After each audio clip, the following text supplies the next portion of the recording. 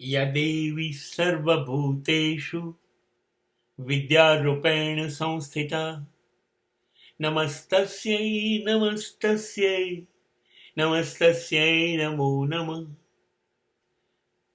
हे देवी, भाषाની દેવી, હે સરસ્વતી, હે મા વિદ્યા, તને મારા નમસ્કાર હો। જ્ઞાન જેને કહીએ છીએ, શિક્ષણ જેને કહીએ છીએ, એ આવે છે શબ્દોથી, ભાષાથી।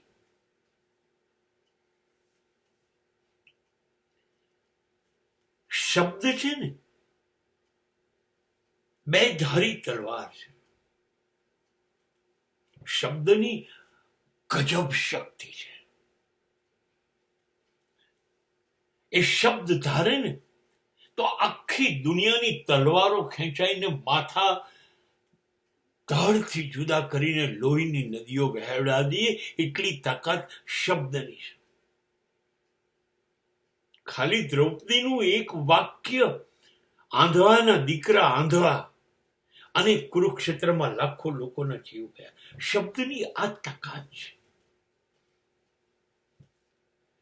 કોઈને કહી તો જુઓ, એ આંધળા દેખાતું નથી, જુઓ જો એનો ગુસ્સો કેવો જાય છે। અને ખાલી એવું કહી દો કે ભાઈ શાને ગુમાવ્યા નૈણ, મિત્ર તમારી આંખોની દ્રષ્ટિ કેવી રીતે ગઈ, જુઓ એ તમારા પ્રેમમાં પાગલ પડી જશે અને તમને બહુ જ નિષ્ઠાપૂર્વક બધું કહેશે। શબ્દની રમત છે। શબ્દ બે તૂટેલા હૈયા જોડી દે છે। શબ્દ બે જોડાયેલા હૈયાને તોડી નાખે છે। શબ્દ વર્ષો જૂના સંબંધોને સાધી દે છે અને શબ્દ એ વર્ષો જૂના સંબંધોને તોડી નાખે છે, ફોડી નાખે છે। શબ્દ પાસે આ તાકાત છે, ભાષા પાસે। અને માટે શ્લોકમાં ગમાયું કે આ દેવી સર્વભૂતેષુ વિદ્યારૂપેણ સંસ્થિતા।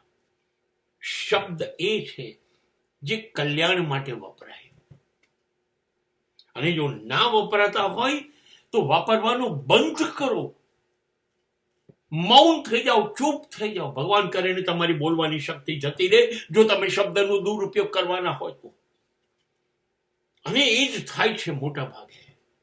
આપણે શબ્દોથી એ જ કરીએ છીએ, સામેવાળાનું દિલ વીંધી નાખીએ છીએ। સંબંધો તહેસ નહસ થઈ જાય છે, વાત વાતમાં દુશ્મની થઈ જાય છે, મિત્રતા ને પ્રેમ ગાયબ થઈ જાય છે અને નફરત ફેલાઈ જાય છે। જો આ શબ્દો થવાના હોય, શબ્દનો આ ઉપયોગ થવાનો હોય, અને જો હું આ શબ્દ ઉપયોગમાં લેતો હોઉં તો એ સમાજની વિરુદ્ધમાં છે, ઈશ્વરનો આદેશ નથી। અને ત્યારે આવું બોલવા બદલ, આ શબ્દ વાપરવા બદલ હું મારી જાતને પુષ્કળ નફરત કરું છું। અને એ વખતે આઈ વિલ સે આઈ હેટ માય સાઉલ, હું મારા આત્માને નફરત કરું છું।